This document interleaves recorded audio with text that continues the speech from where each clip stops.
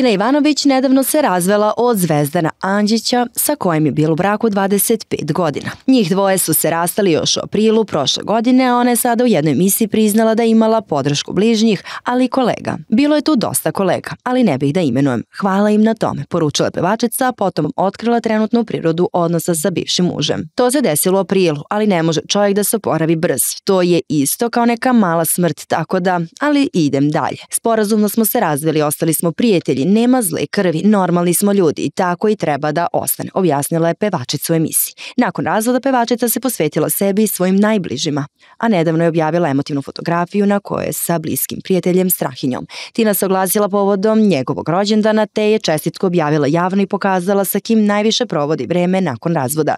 Podsjetimo, njen već sada bivši suprug otvoreno je progovorio o razlozima kraha ovog dugogodišnjeg braka. Kako je istakao, iako su se rastali, on zaneka je zbog vremena koje su proveli zajedno.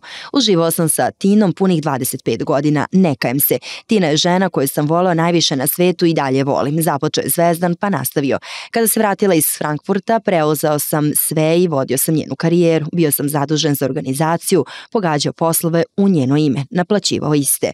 On je otkrio i kakav je bio suprug pevačici. Perfektan, nikada je nisam prevario, niti sam se muvao sa drugim devojkama. Dopisivao se jesam sa drugim devojkama, ali nikada nisam zakazivao sastanke. Priznao on i istakao da su u tom odnosu oboje bili ljubomorni. Tina i ja smo bili ljubomorni, bili smo ljubomorni na pravu ljubav koju smo imali ona i ja. Tvrdio je on tada za medije, a mi ne možemo da se ne upitamo da li je baš to bio razlog za nakon 25 godina.